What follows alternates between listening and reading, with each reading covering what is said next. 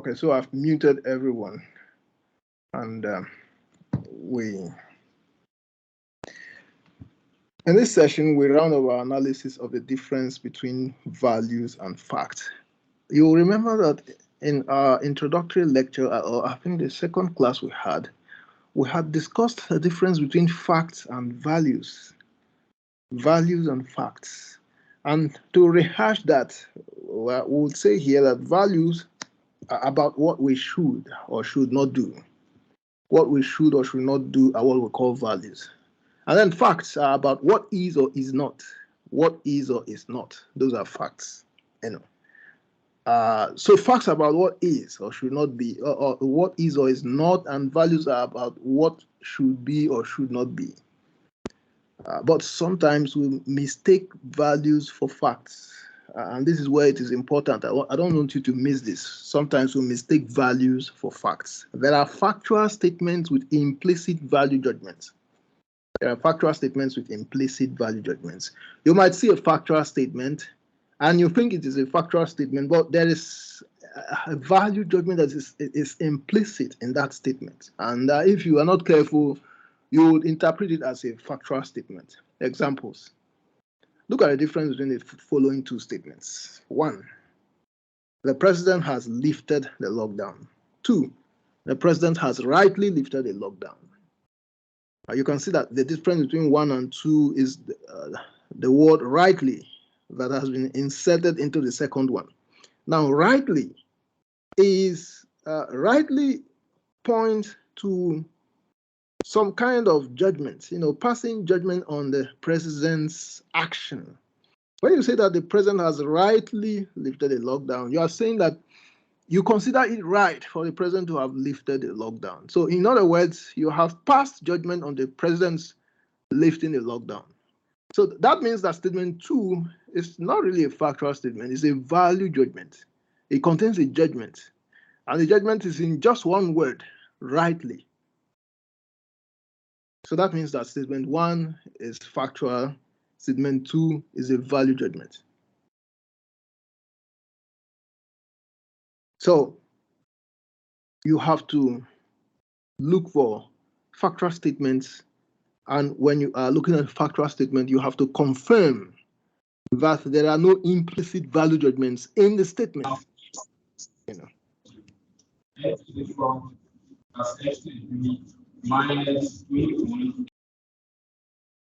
It's very important, very, very important,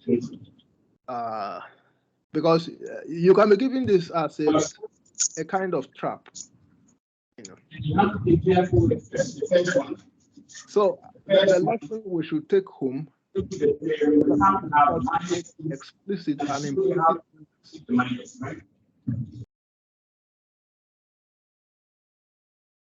So the lesson is that we should look out for both the explicit and implicit meanings of statements. So every statement has an explicit meaning as well as an implicit meaning. You need to check the explicit meaning and then also check the implicit meaning of the statement so that you'll be sure that you are on the spot about both meanings. Without confirming these two kinds of meanings, you could be misled. So you could see how important this distinction is to our business of thinking critically. When you are watching the news or you're listening to some broadcast and journalists are reporting a sequence of events, sometimes the journalists will be inserting value judgments in their reports. But the reports of journalists are supposed to be factual statements.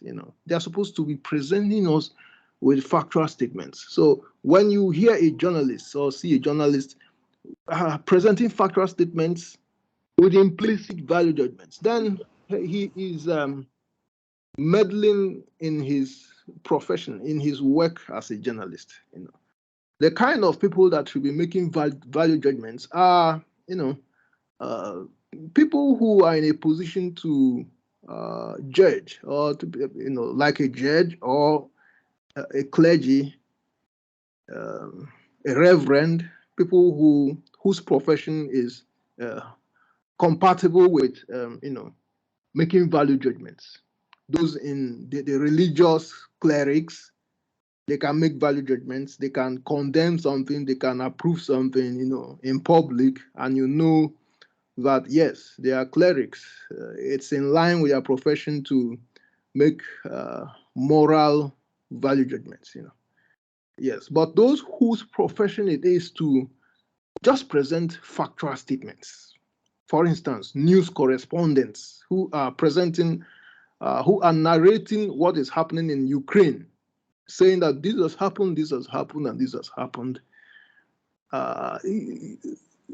We don't expect to see implicit value judgments in their presentations, So that's where this kind of distinction is relevant.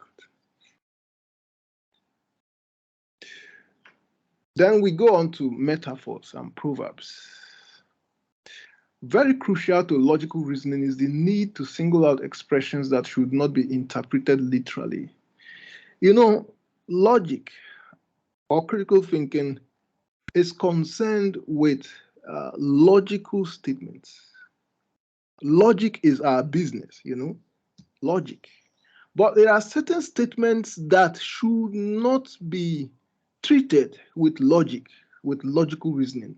So in this business, first of all, we need to single out certain statements that are not in the realm of logic. Statements that we have no business with as logicians.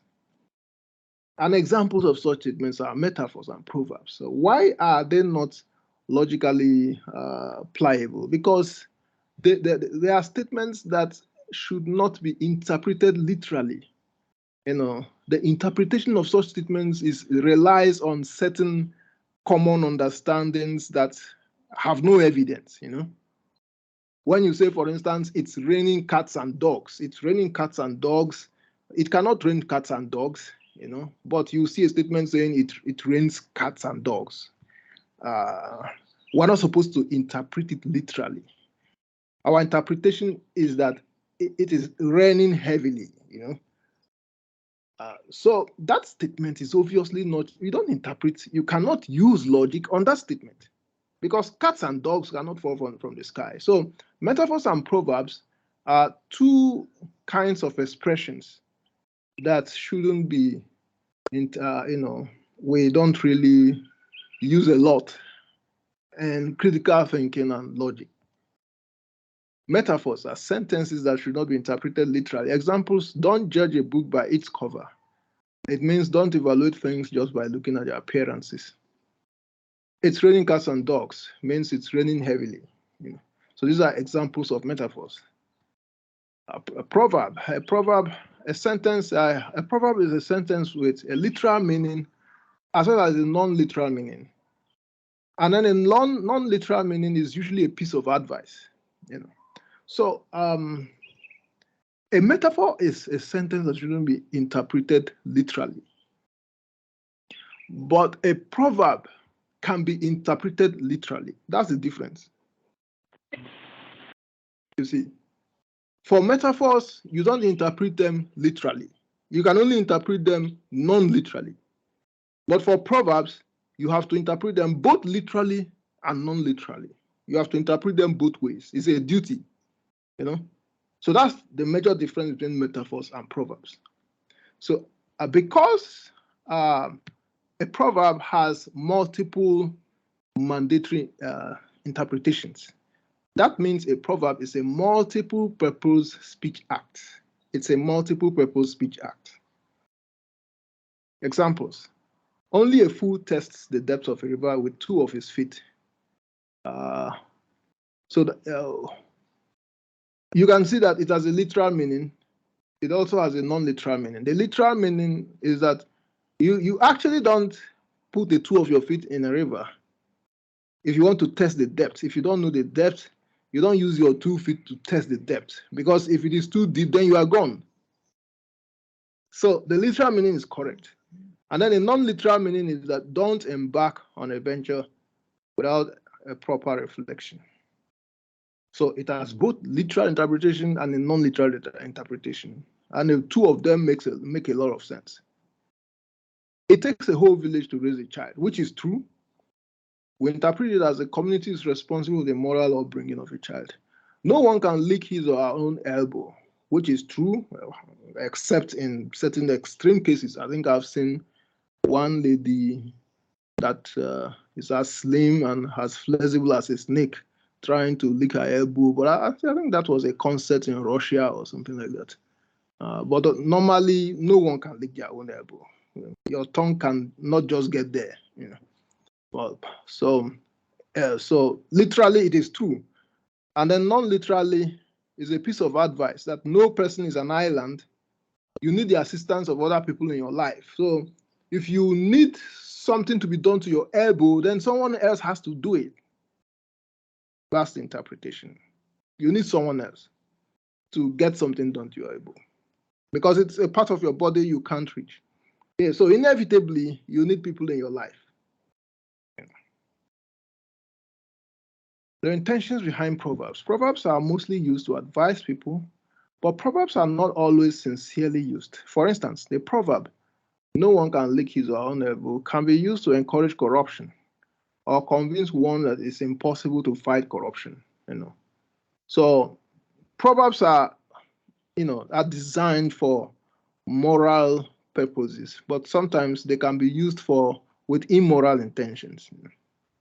Of course, by now I'm sure a lot of you watch your local movies where you see elders using proverbs to get something done that is not right, but the person is using proverbs.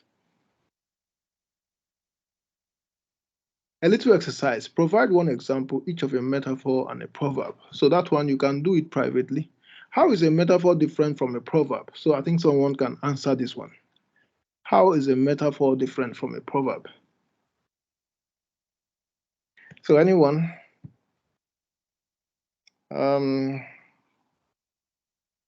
Baluka, is that right?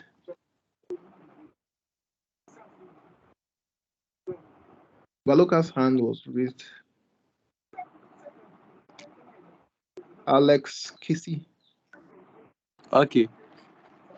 So metaphors are different from proverbs in the sense that metaphors are sentences that should not be interpreted literally, but proverbs are sentences that can be interpreted both literally and non-literally. Okay, that's great. That's great. So I wish all of you have taken that home. So I like these lessons to sink in very, very straight away, so that it reduces the amount of stress on you when you are preparing for your exams. And so let's move on. Meaning defects and language. Meaning defects. So, or defects in meaning. In addition to metaphors and proverbs, there are expressions whose meanings are defective. So we should be worried as logicians about expressions that have defective meanings. Of course, you know that as a logician, if you encounter an expression with a defective meaning, it will be a problem for your logical exercise.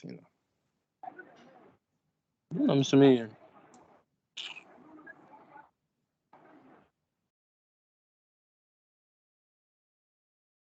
So let's begin with vagueness. That's the number one defective language. An expression is vague when its meaning has no boundaries of application. An expression is vague when its meaning has no boundaries of application. No boundaries of application. An expression is vague when its meaning is not precise. Examples. He'll be here any moment from now. Any moment from now. He'll be here any moment from now. Any moment from now, can you measure it? When does it start and when does it end? It starts right the next second, and it continues even beyond until probably Jesus Christ comes again.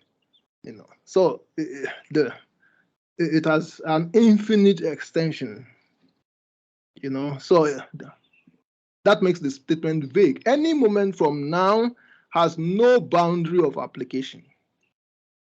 That's why I would say it's vague. When you see a statement that contains a meaning that has no boundary of application, then it's vague. I'll come see your parents at the right time. I'll come to see your parents at the right time. At the right time. See, at the right time has no boundary of application. That car is expensive. That car is expensive. Expensive has no boundary of application. Is it 100,000 cedis? Or is it $10 million? So expensive has no boundary of application. So all these sentences have defective meanings because their interpretation has no boundaries of application. But ambiguity, a sentence is ambiguous when it is capable of more than one meaning. More than one meaning. In this case, there are boundaries of application, but there are different applications. That's the difference between ambiguous and vague.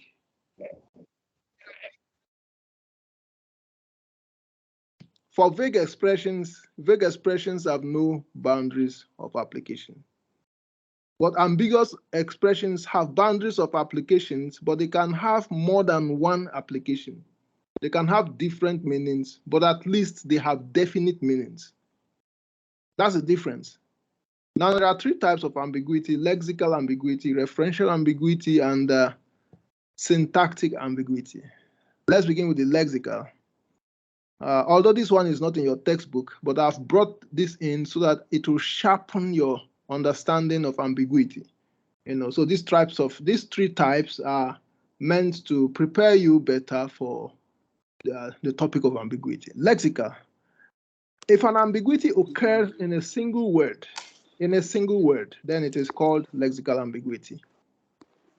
When just one word is ambiguous, it's lexical ambiguity.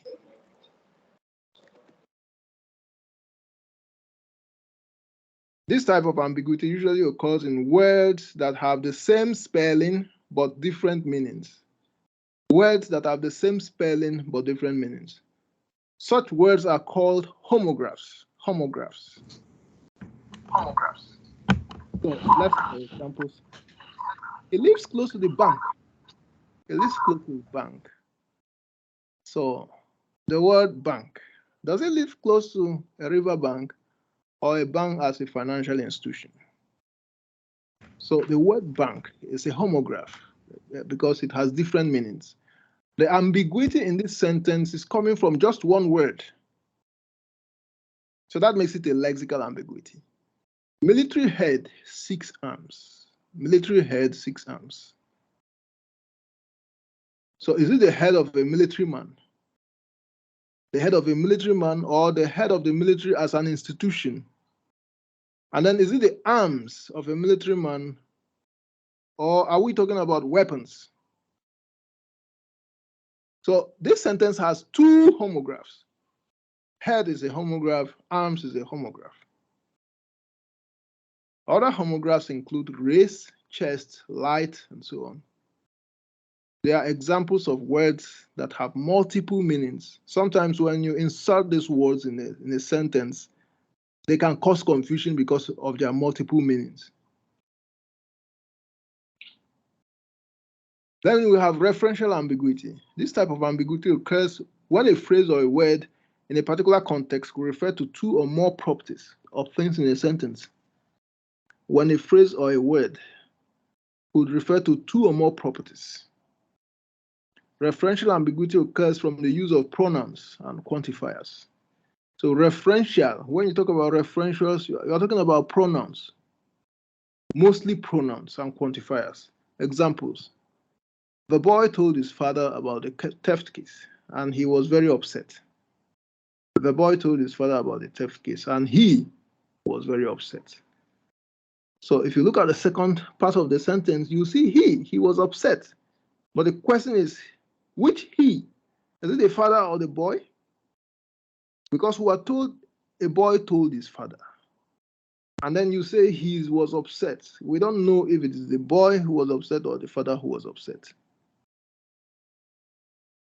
So the pronoun he does not specify which of the nouns in the sentence it is referring to. Then the second example, he used deceit to sell the soap to me.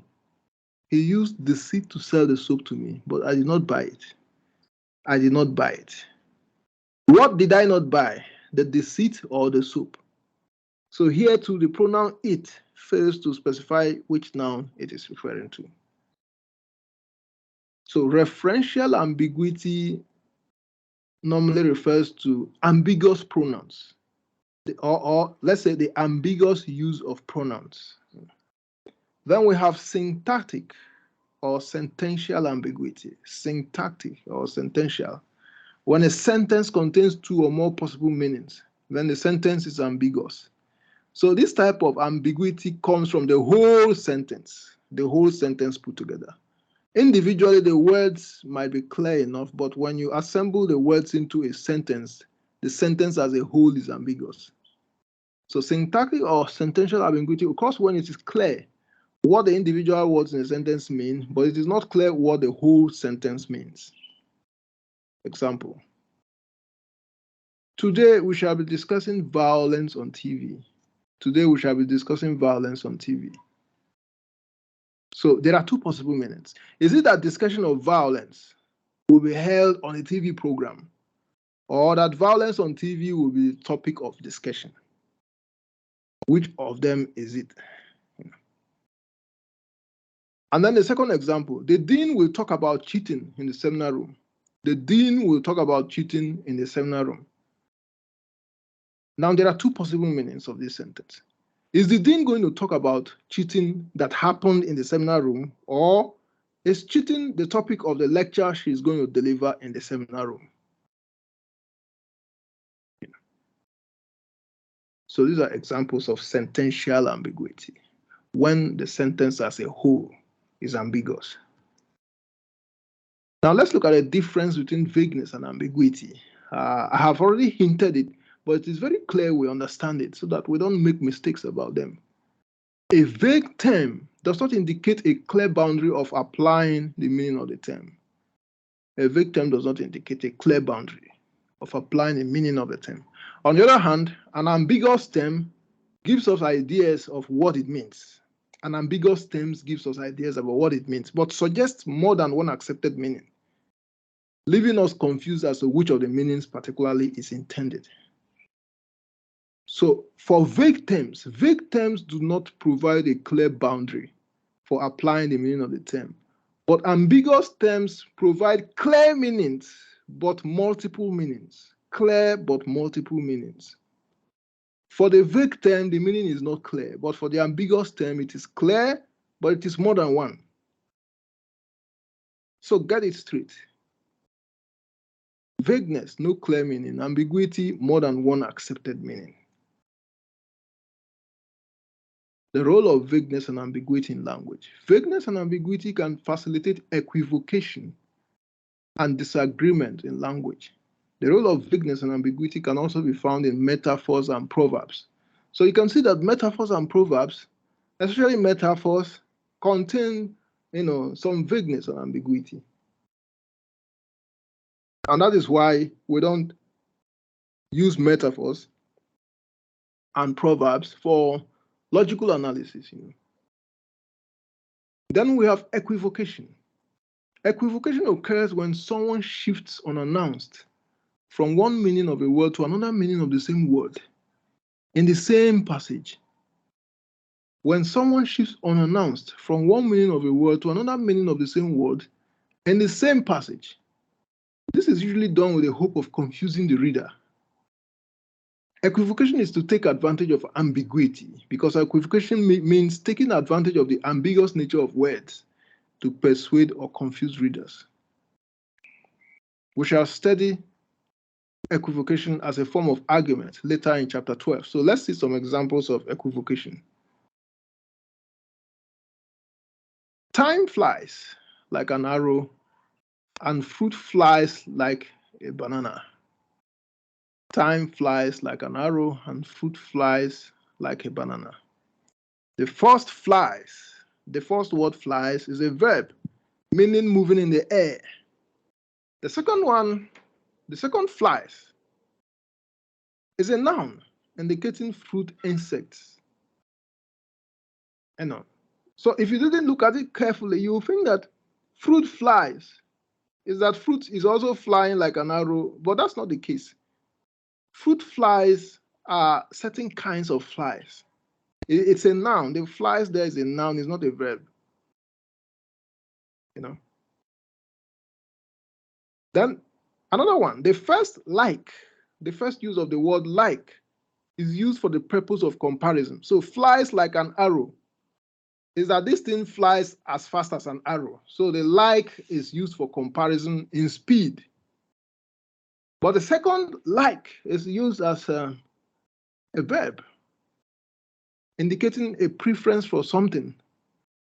So you look at the second like.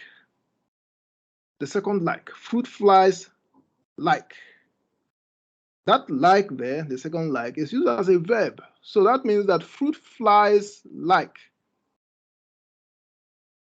They're actually telling you that these kinds of flies love bananas. They love bananas. So the like there is a verb, but the first like is a comparison. So you see that both the word flies and the word like are dancing between two meanings in the same sentence. Two words, each of them dancing between two meanings. It will have one meaning here, it will have the other meaning there in the same sentence. So that's a typical example of equivocation. And then the second example, I'm celebrating my birthday in a gay manner because I'm gay. I'm celebrating my birthday in a gay manner because I'm gay. The first use of gay means happiness. And then the second means the state of being homosexual. So the two gays are not the same. It's just one word, dancing between two meanings in the same sentence or context.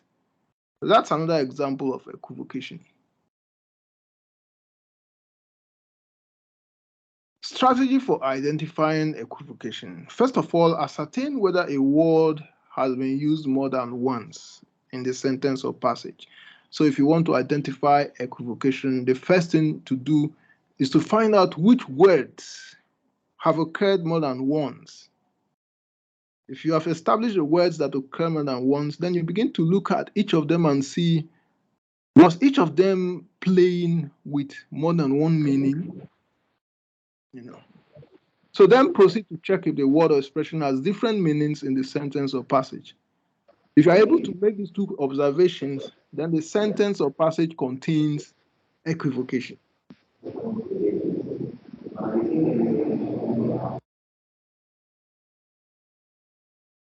So that's how to identify equivocation. Identify the words that have occurred more than once, and then find out which of them is equivocating in meaning. Which tells you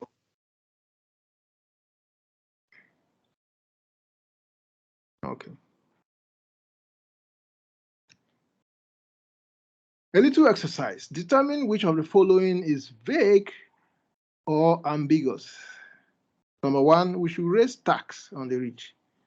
We should raise tax on the rich. What is the problem of that sentence? And what problem is that?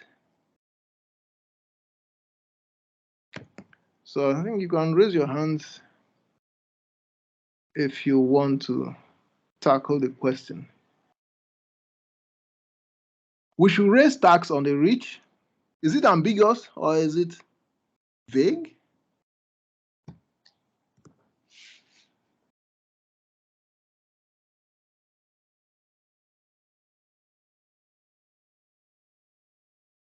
Yeah, there are 3 hands up. The first person is actually a number, 1096 1616. Can you go ahead?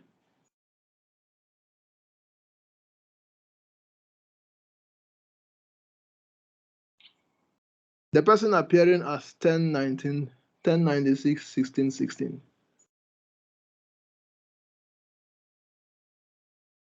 If he or she is not ready, then Emanuela. Emanuela, can you proceed to answer the question?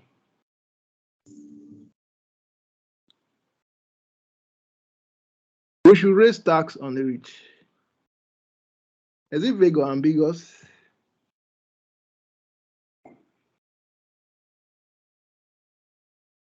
Augustine. Sir, please, is vague. Okay, so why is it vague? Quickly. Sir, please, there's no clear meaning about it. About which one? About what part of the sentence?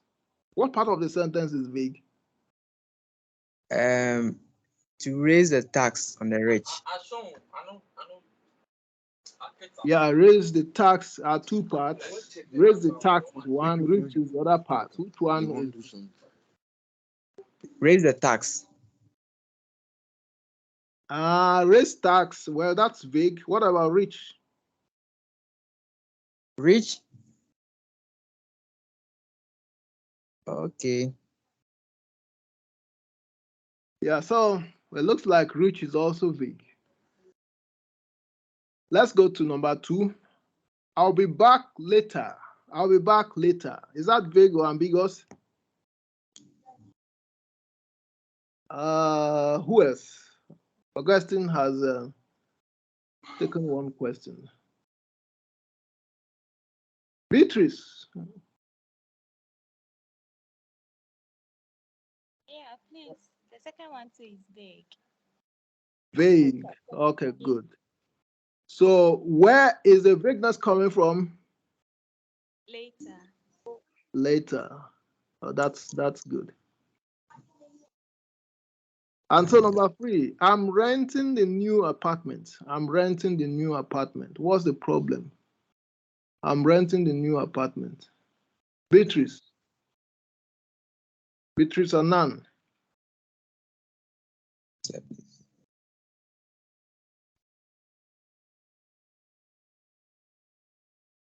If Beatrice is not ready, Emmanuel Ajete. Emmanuel or Andrews? Ambiguous. It's ambiguous. Ambiguous. So explain to us. Okay, the ambiguity occurs in the word renting, because renting can mean to secure the place for whatever purposes that we want to do with it. And then the same renting could mean destroying some. Destroying. Sweat. 1 month later, and a fool, and I'm yes.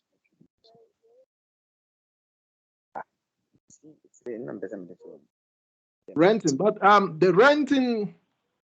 Yeah. So are you saying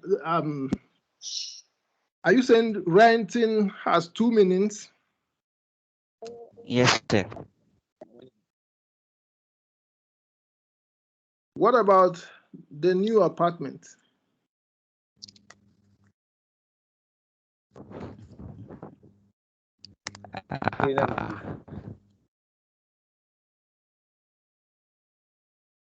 Don't you think the new apartment is vague? I don't know. We'll call about it. Wisconsin.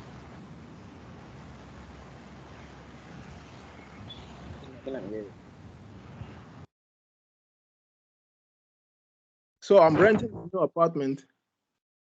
So the new apartment. The new apartment could refer to any apartment in the world, unless there was a discussion. Unless there was a prior discussion that already identified an apartment, and this statement is referring to that apartment. Otherwise, taken on its own, this sentence refers to any, doesn't, the apartment it refers to has no boundary of application. You know, when you say the new apartment, you can't apply it anywhere. You see that? So that's definitely a problem there. And then stolen jewel found by tree. Is it vague or ambiguous? Number 4. Rich, can you answer that? Oh, your hand is down again. What about Roland? Roland, go ahead.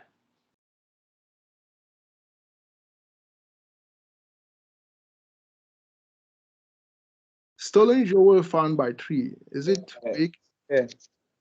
Or is it ambiguous? I think it's ambiguous. Ambiguous. Okay, fine. Do Yes, you sir. have all right, so do you have an explanation? Yes, sir, please. I think it gives two meaning. It Yeah, can mean mention that the stolen jewel has been found by a tree, meaning it is near the tree, or the stolen jewel was found by the tree itself. So I think it's ambiguous. Yeah, so it's either it is near a tree, Yes, or or found by the tree. or that a tree actually found it. Found it. Yes, sir. Yes, sir. Then number 5, democracy is freedom for all.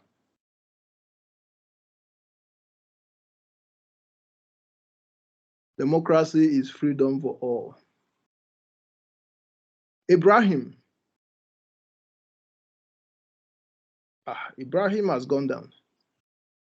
Moses. Moses Ajay. What about Abigail? So I think it's vague. Vague. Okay, please educate us on why it is vague. Because freedom for all, like it wasn't specified that this group or it means everybody. It has no end.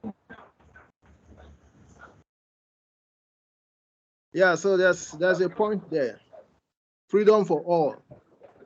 So the vagueness comes from the word all.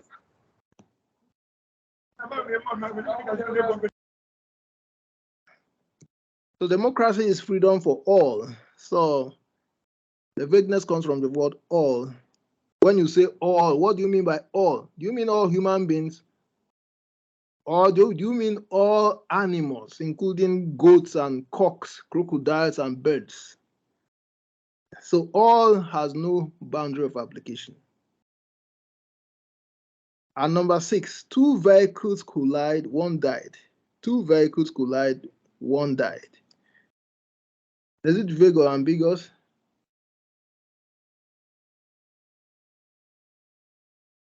Eliasu. Eliasu, can you answer that?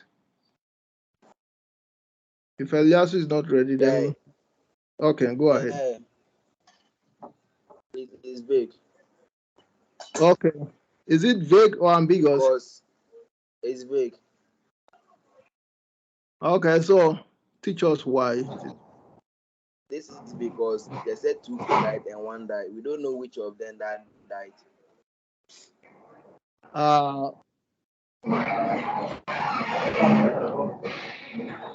So there's no boundary for it.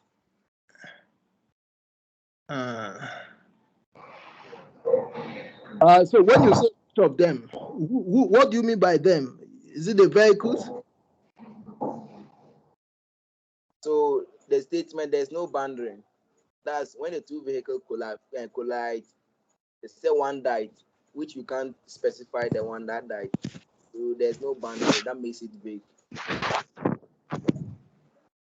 Yeah, so to begin with, a vehicle, it's obvious that a vehicle cannot die. So vehicles don't die, only human beings die. So what it means is that only human beings die. Yeah, human beings are people that are those that die. So Only human beings die. Death, death doesn't apply to the vehicles, you know. So it doesn't have an application, you know. What about court tries shooting defendant? Court tries shooting defendant. Court tries shooting defendant. Matilda. Sir. Go ahead. Hello. Yes. Go ahead. It's ambiguous. Ambiguous.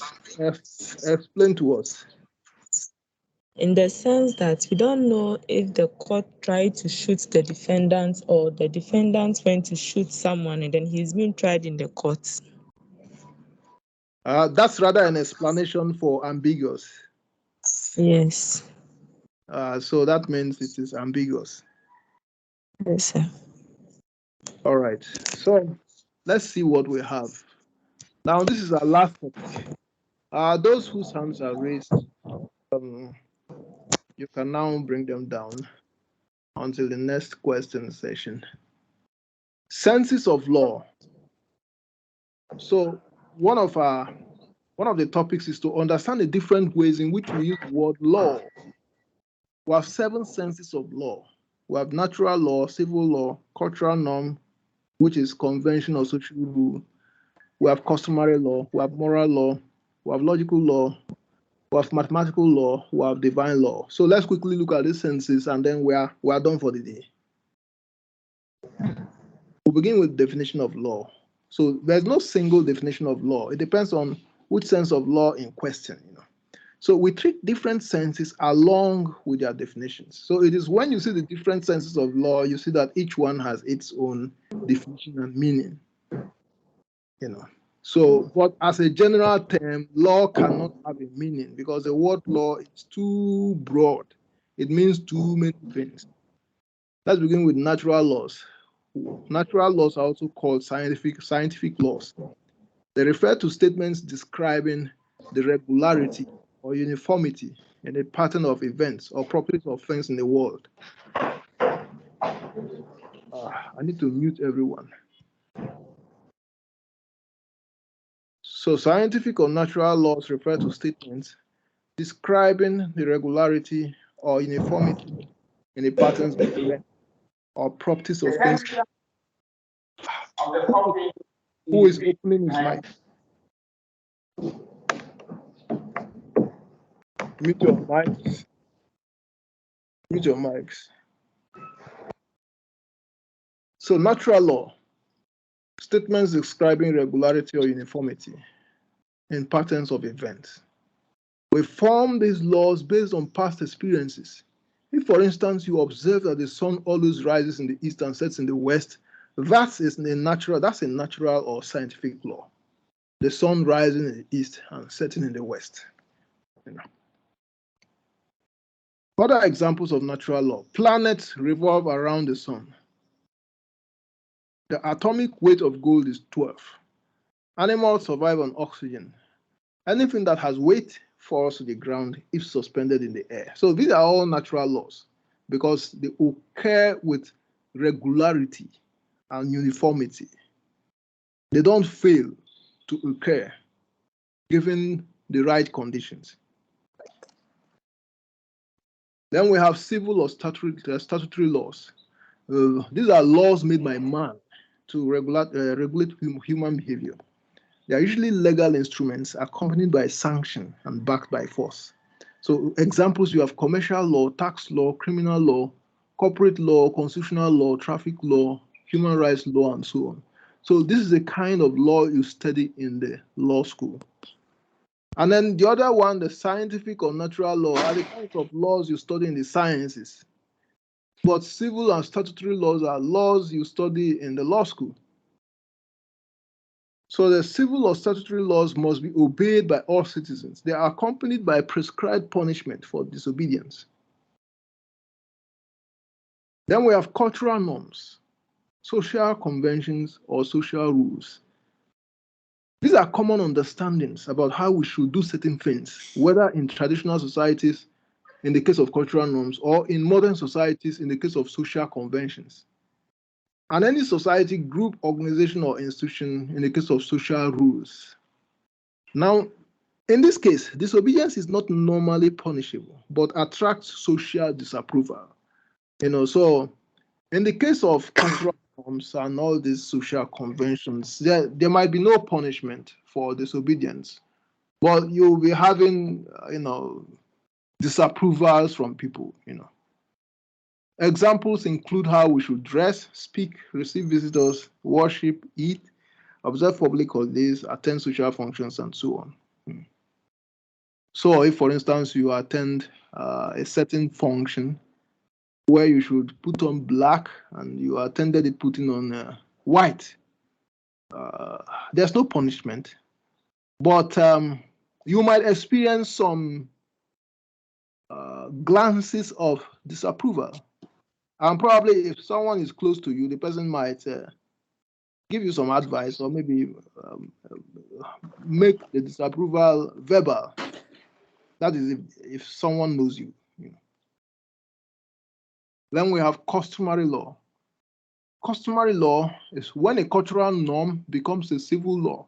Now remember that cultural norms, which we just discussed, is not punishable. But when a cultural norm becomes a civil law, it becomes statutory. We call it customary law. In that case, it becomes statutory, and its disobedience becomes punishable.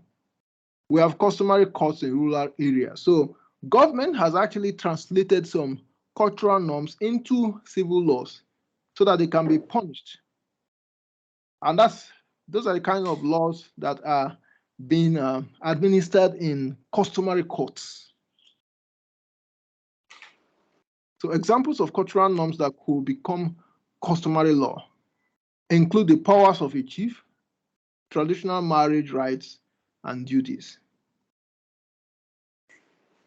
Then we have moral law. There's no universally accepted definition of moral law, but moral laws are about rules prescribing how we should or should not behave.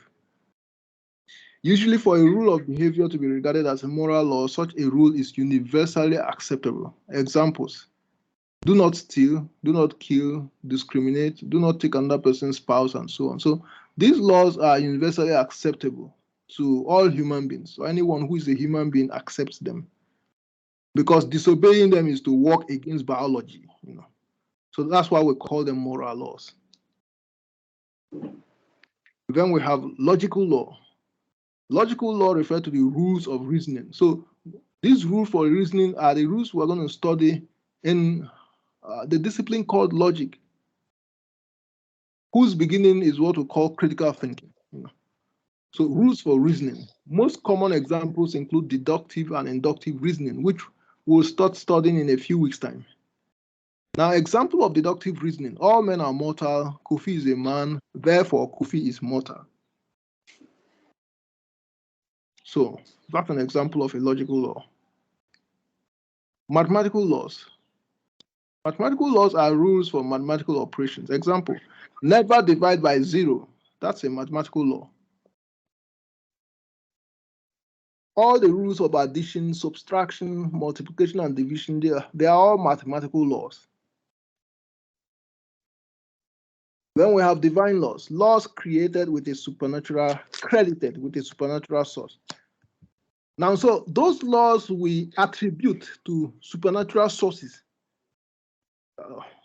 they are called divine laws. Examples depend on the religion in question. For example, in Christianity, there are laws about relating with God, praying, forgiving those who offend us, and so on. So those are divine laws. Sometimes you can distinguish them from moral laws, because the moral laws cut across religion. Everyone accepts them, irrespective of religion.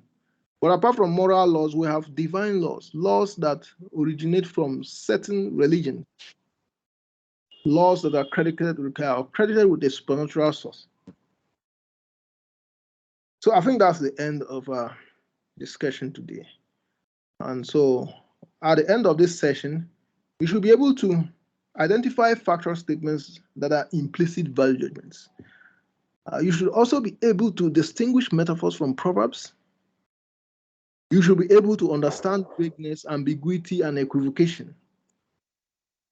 Then also you should be able to understand the various senses of law. Remember to do all your textbook exercises on metaphors, proverbs, vagueness, ambiguity, equivocation, and the senses of law.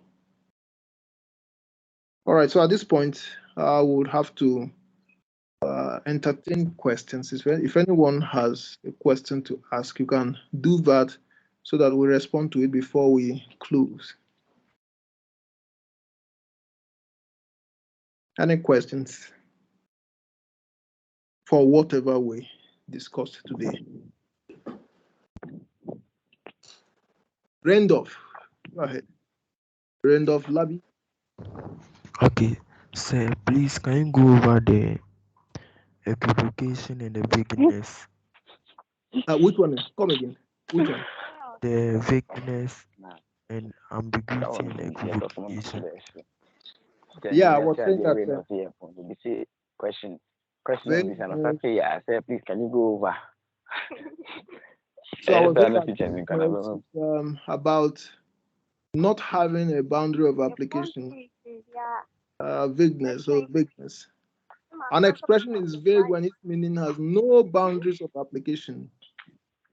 An expression is vague when its meaning is not precise. When you cannot apply the meaning anywhere, then it is. I still remember how to write you like you.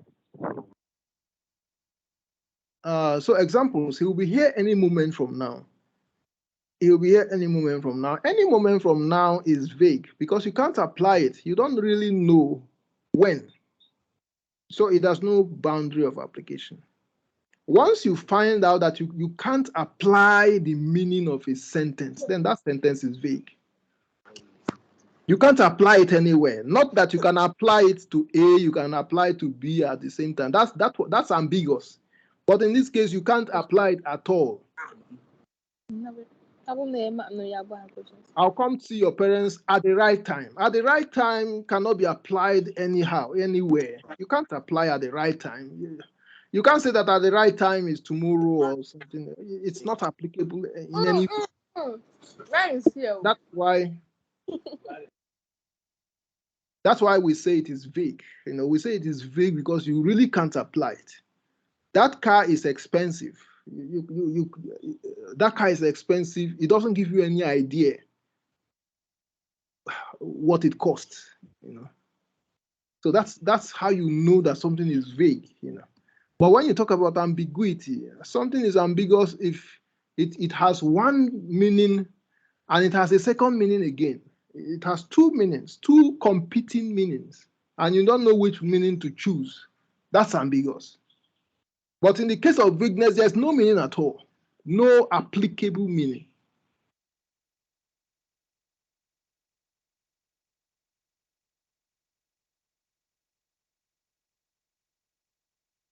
Difference between vagueness and ambiguity. A vague term does not indicate a clear boundary of applying the meaning of the term. On the other hand, an ambiguous term gives us ideas of what it means, but suggests more than one accepted meaning, leaving us confused as to which of the meanings particularly is intended. So vagueness means no clear meaning. Ambiguous means more than one accepted meaning.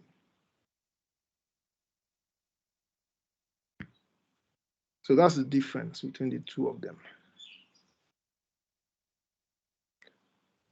All right, so at this point, I'm going to end the class and I will send this video to your Sakai and also give it to your tutor to give it to you on your WhatsApp platform. Abigail. Sir, please, I want to know if we've been given an exercise or a test concerning maybe we should identify a problem under vagueness or ambiguous. And there is a question like, for instance, the boy told his father about the theft case and he was so upset. Will I go straight by saying it's ambiguous or I'll specify it under the types? You see, it's a referential. So will I specify it or I should just go straight forward saying it's ambiguous? Yeah, so you can see that when you say he was upset, you are looking at, that's a pronoun that doesn't really refer to any of them. And so that's an example of a referential ambiguity. So that's one of the reasons why I treated the three types of ambiguity, which are not in your Yes. textbook. Those three types of ambiguity would help you to be more competent in spotting ambiguities. So you can see he Okay. was upset. He was upset already tells you it's ambiguous. And then, if those in other groups are not treating the three types of ambiguity, then that's a disadvantage. But because you know the three types, it should help you, to be more competent than them in identifying ambiguities. Okay, please. Thank you. You're welcome. And then Adam.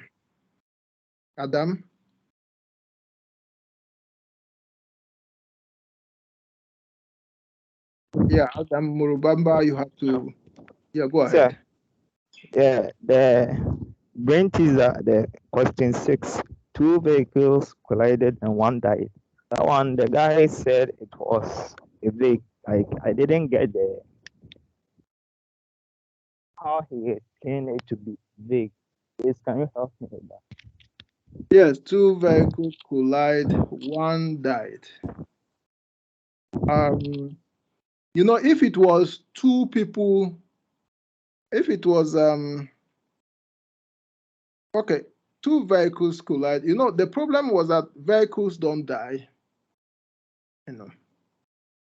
But it is written that one died. So the dying doesn't really apply to vehicles. And so 2 vehicles collide, one died, could mean that it means that 2 vehicles collide, one died. It could mean that one person died. But it really doesn't have a second meaning. 2 vehicles collide, one vehicle died. That's not a possible meaning. So I think it's number 6 has just one meaning. Or rather, number 6 doesn't have 2 competing meanings. But yeah, it doesn't have 2 competing meanings. The temptation is to see it as an ambiguous sentence with 2 meanings. But when you look at the second meaning, it's not really that second meaning should not come up because a vehicle cannot die. So I think that I think the only way out is that it is I think it is vague because the death, the dying has no application. The dying has no application. And you remember that is our definition of vagueness. Hello. Yes. So that's I also struggled a bit when I saw that sentence. But looking at it, you can see that it's rather vague than ambiguous. Okay, sir. Okay, thank you, sir. You're welcome. Moses Ajay. Moses.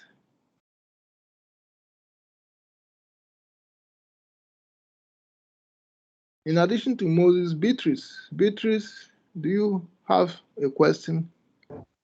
Hello, yeah. Sir, please. I'm in group 12 and we are giving some discussion about that last topic that you were treating. Yeah. According to what's the name? Martin Luther. A just law is a man-made code that squares with the moral law or the law of God. And unjust laws is a code that is out of harmony with the moral law.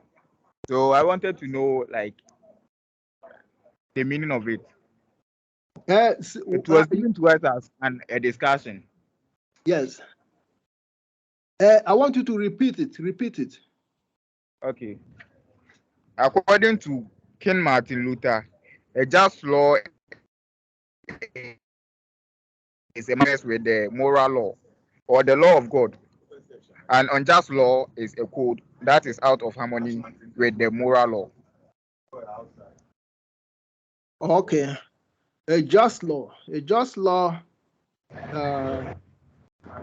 code. It's a man-made code. So you are saying he mentioned law of God in connection with just law? Yes. Mm. Yeah, because when you talk about just laws, you are actually talking about moral laws. Or rather, you are talking about morality. But remember that when you talk about divine laws too, something could be just or unjust in a divine context, but you cannot really apply that context outside the religion that is saying it. That's the problem. So the distinction between just and unjust is something that should really belong to the moral laws. What is accepted by everyone, irrespective of your religion. So if something is just, it is just, whether whichever divine laws or whichever religion you are.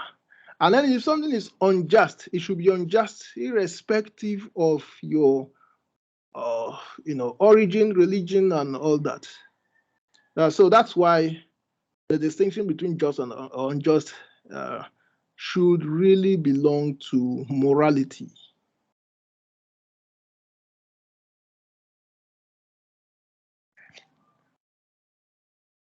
Beatrice.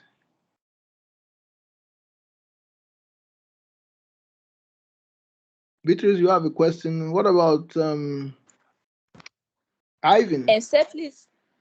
Yes. Please, with the first example, I don't understand why the answer is vague. Which example is that? The examples, I think 8 or 7 examples that you asked us. Let me see. Which number is that? The number 1.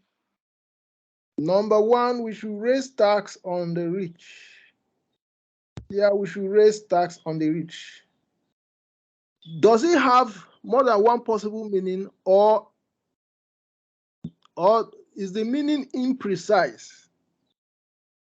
If the meaning is imprecise, then it is vague. But if it has more than one clear meaning, then it is ambiguous. So which of them does it have?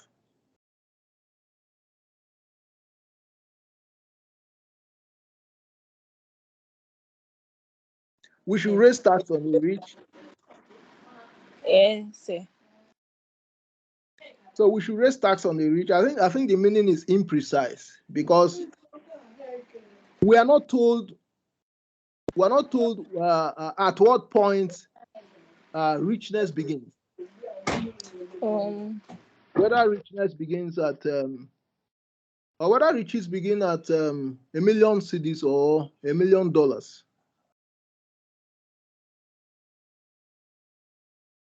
So without that specification, the meaning is imprecise. All right. So Ivan support. Okay, sir. Please, I have understood it. Okay. Sir. Yes. Sir. Yeah. Go ahead. Please, concerning the vehicles, you said the vehicle. You said that sentence was vague because the death doesn't apply to the vehicles. Yes. But sir, you also had an example where you said the jewel was found by the tree. Yes, the jewel was found by the tree. It was ambiguous because found by the tree was another meaning.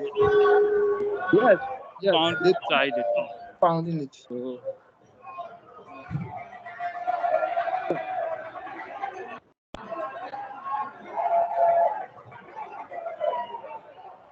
okay, yeah. So I see what you mean. That there are two possible meanings there. Either the tree finding the jewels, or that the jewels were found beside the tree. And then by one that. So I think because comment, I think yes, I think that is why some people say that two vehicles collide, one died is ambiguous. because it could be interpreted that one vehicle died. So some people will say it is ambiguous, but for me, I look at it and I don't see how that meaning should arise. The meaning that one vehicle died. I don't see the possibility that the meaning will arise. But when you look at number 4, sometimes you are tempted to look at it and think that that one can arise. So it's just a matter of how people look at it.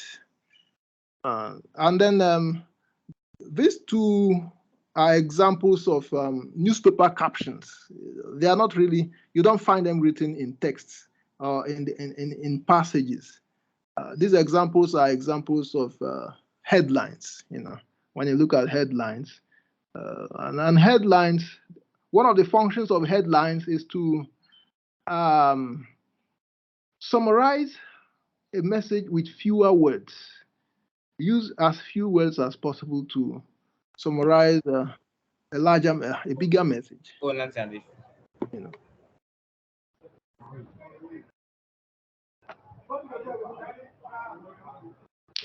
Okay, sir. All right, so I'm gonna end the class now, and then I'm going to upload the video and send the link to your platform. So I wish you the best. Hoping to see you again by this time next week.